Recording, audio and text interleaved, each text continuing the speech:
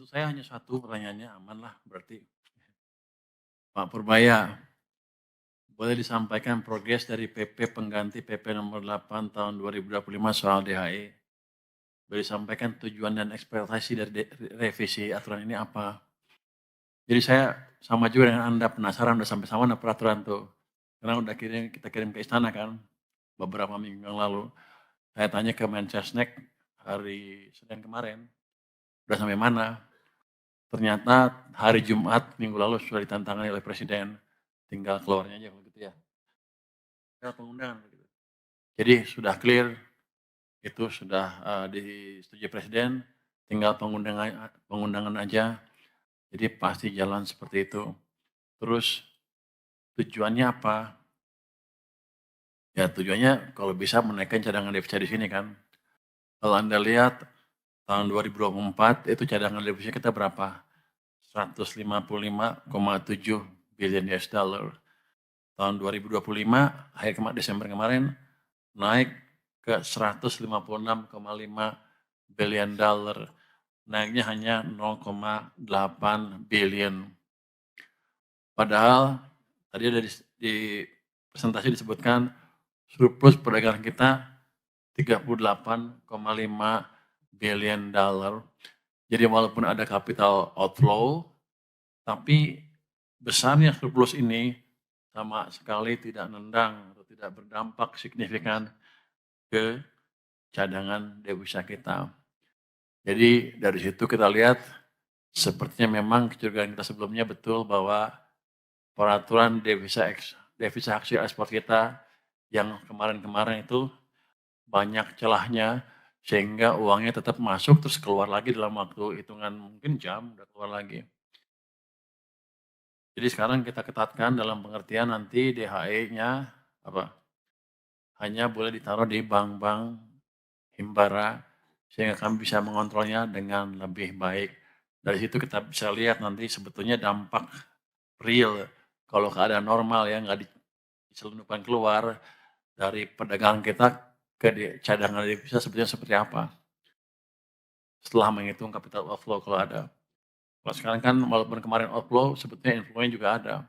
Tapi fakta bahwa terlalu sedikit dampak ke cadangan devisa dengan surplus yang segitu besar, artinya hampir semuanya keluar itu kira-kira.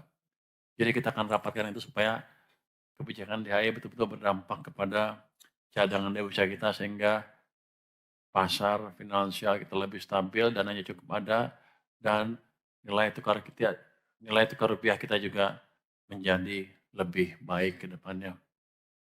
Oke, pertanyaan berikutnya untuk Dirjen Strategi Ekonomi dan Fiskal. Silakan Mas. Terima kasih Pak Menteri.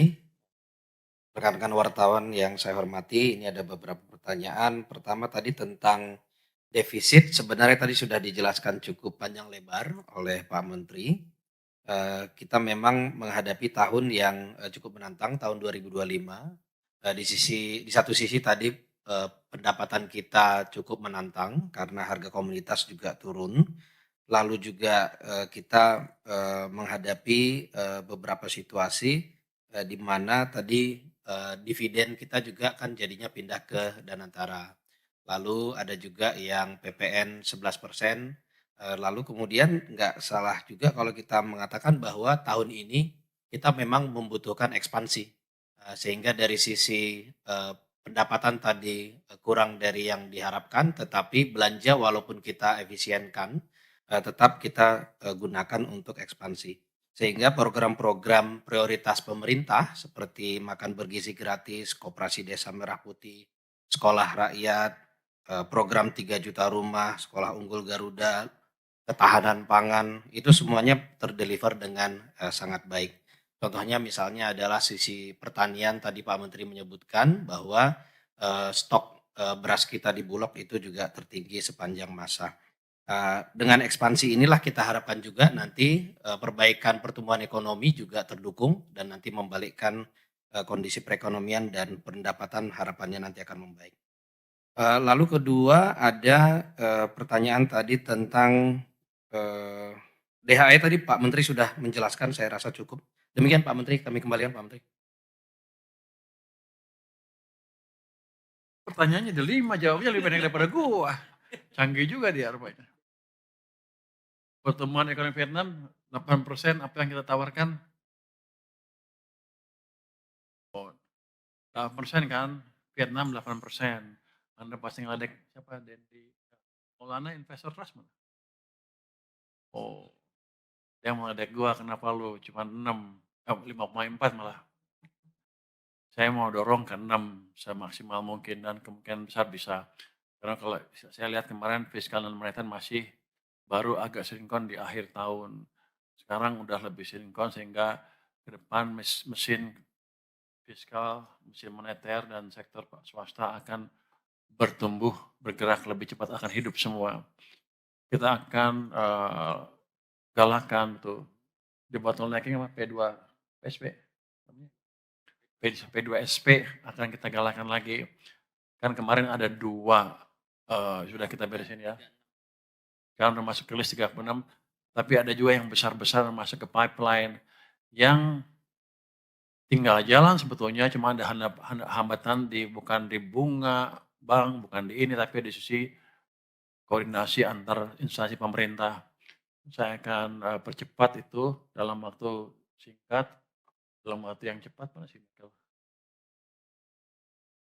Michael belakang. Ada 2 yang saya lihat di depan kita itu ada Abadi, masalah. Katanya ada gangguan sedikit yang kita percepat. Yang satu lagi adalah fasilitas penjualan listrik dari fasilitas pembangkit listrik tenaga surya yang mau dijual ke Singapura, katanya masih ada masalah. Itu akan kita perbaiki cepat dan itu bukan karena kurang uang dan lain-lain, hanya kurang koordinasi antar pemerintah.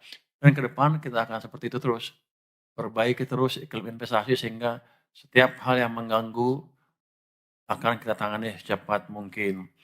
Kalau Anda ingat waktu case yang pertama di P2SK itu adalah perusahaan kecil, pinjam uang 4 miliar aja nggak ada, karena perbankannya asik naruh uang di tempat lain yang tidak produktif. Sekarang udah kita perbaiki, harusnya ke depan nggak begitu lagi. Jadi financial sektornya akan lebih bisa memberi pinjaman ke sektor swastanya, itu utamanya. Dan nanti kalau dari P2SK tadi, P2SK ya? P2SK, P2SP di bottlenecking tadi ditemukan berbagai macam hambatan, itu mungkin yang kita tawarkan. Jadi kalau saya pikir sih, ketika ada indikasi nanti 2 bulan ke depan bahwa kita serius betul-betul memperhatikan pertumbuhan domestik dan memperbaiki iklim investasi di sini, yang FDI akan mulai masuk ke sini saya pikir. Kalau Anda lihat kan sekarang yang capital market udah masuk kan, saya lihat diperlihatkan tadi dengan inflow sejak bulan Oktober yang mulai positif ke sini. Biasanya capital inflow itu adalah indikasi atau bendera ke para FDI bahwa di sini udah baik keadaannya. Nanti kalau membaik terus ke depan, mereka akan mulai masuk dan kalau kita rapikan tadi iklim investasinya, harusnya kita akan lebih menarik dan lebih menarik dari Vietnam karena pasar kita juga besar di samping kita ingin memanfaatkan teknologi yang masuk. Jadi domestic market juga merupakan daya tarik tersendiri bagi investor. Tapi tentu kita akan pilih investor yang betul-betul membawa manfaat yang besar bagi Indonesia. Bukan investor yang membunuh perusahaan domestik di sini. Mungkin itu Mas. Selanjutnya dari Direktorat Jenderal Anggaran. Terima kasih Pak Menteri, teman-teman media, selamat siang semua, assalamualaikum warahmatullahi wabarakatuh. Ada beberapa pertanyaan, tapi yang ada 2 pertanyaan dari Goida, Tempo, tapi pertanyaan sama, intinya terkait dengan penguatan dukungan pelaksanaan prioritas Presiden dengan sistem error khusus. Apakah ini bentuk efisiensi? Apa ini bedanya dengan efisiensi Invest 1 awal tahun 2025 sebesar 300T? Apa urgensinya? Mungkin dapat kami sampaikan adalah memang RW khusus ini berbeda dengan program Invest 1 di tahun 2025 kemarin. Tapi spiritnya sama, kita melakukan penyisiran karena sudah arahan presiden, kita ingin tetap belanja kita tetap efisien, tetap tepat sasaran, tepat guna. Jadi kita sisir belanja-belanja di KL tersebut, kemudian itu ditaruh di RO khusus di dipaknya KL tersebut. Jadi anggaran tersebut masih ada di KL masing-masing. Tapi anggaran tersebut akan digunakan sesuai dengan untuk mendukung program-program prioritas pemerintah, program-program prioritas presiden misalnya. Itu yang kita lakukan. Jadi nggak ada blokir, tapi anggarannya masih tetap ada di KL terkait. Jadi nanti kita lihat untuk melihat dinamika yang terjadi selama tahun berjalan, itu yang akan dipakai. Kemarin Pak Menteri sudah menyampaikan salah satunya untuk nanti program pembangunan rehab rekonnya di daerah bencana Sumatera, salah satunya itu bisa dipakai dana tersebut di masing-masing KL. Itu mungkin yang pertama. Ada juga pertanyaan kedua dari Magdalena dari RRI terkait dengan tadi peningkatan belanja KL. Ini pengalihan dari belanja non KL menjadi belanja KL. Itu prosedur yang memang biasa kita lakukan. Contohnya di awal tahun itu kan kita waktu itu jumlah KL kita masih terbatas 34, kemudian di kabinet baru menjadi 48. Itu akan ada penambahan belanja, disitulah dikonversikan atau dialihkan menjadi belanja KL.